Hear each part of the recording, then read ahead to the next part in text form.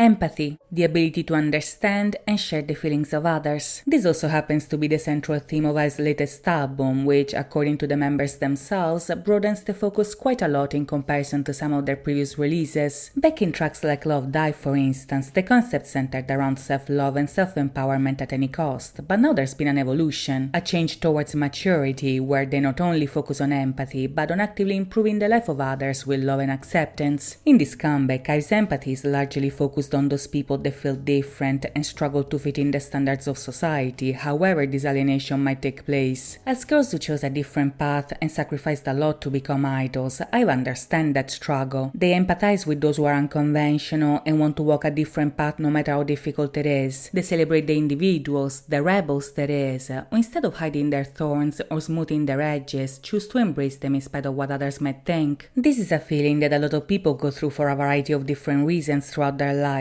Sometimes it's a temporary struggle, something that you experience for a short time before finding your place in the world, but sometimes you are so different and your path is so unique in comparison to your peers that this experience is alienating. Being different can be lonely, and being brave enough to embrace your true self in a society that wants everybody to conform is a legitimate act of rebellion. I've chose a different path themselves, so they very much understand the importance of having somebody by your side that gets you. Problem is that not everybody has this luxury, so the album expresses the girls empathizing with your experience and accepting you as you are. This is a very powerful message with a lot of layers, especially coming from idols trying to make it in one of the harshest industries in the world. Some might argue that groups like IVE represent the very standard regular folks are getting alienated by, but truth of the matter is that people have been extremely cruel to IVE, trying to hurt these girls in ways they never actually deserved. That cruelty is the result of a lack of empathy towards them, which is the problem at the core of the Loveless Society we are all trapped in. In the album trailer, the girls portray the process of losing empathy as a game of telephone where misunderstandings led them to disconnect. When you don't understand where somebody's coming from, where you don't get where people are doing what they're doing, that's the moment you lose empathy and your heart metaphorically turns into ice. At that point, any request for empathy falls on deaf ears because you just don't care about them. You don't care about their feelings, so it becomes way too easy to hurt them. When love turns into hatred, the only way to reverse it is to find common ground and unite. The answer is to see you and I as us, right? It's to choose unity, empathy, love, because at the end of the day, even if we're all different, we're all one and the same. In Rebel Heart, for instance, I've offered their solidarity to those people who have not been given the courtesy of receiving empathy from others. The song is for those who have tried to reach out, tried to connect, but have been met with the judgment of those who have no intention of giving them grace. At its core, empathy is a two-way street after all. In certain cases, one might need your empathy more than you need theirs, of course, but for any relationship to work, people must meet halfway, and some people just don't care. They want to misunderstand you, they want to try you, so at that point it's your responsibility to protect your heart and break free from their judgment. Rebel Heart shows that you are not alone in this experience, but it's also a track that wants to make a point for those that like bringing others down. They are on their own journey as well, and one day maybe they'll get it, but until they do, certain things must be said. With the line,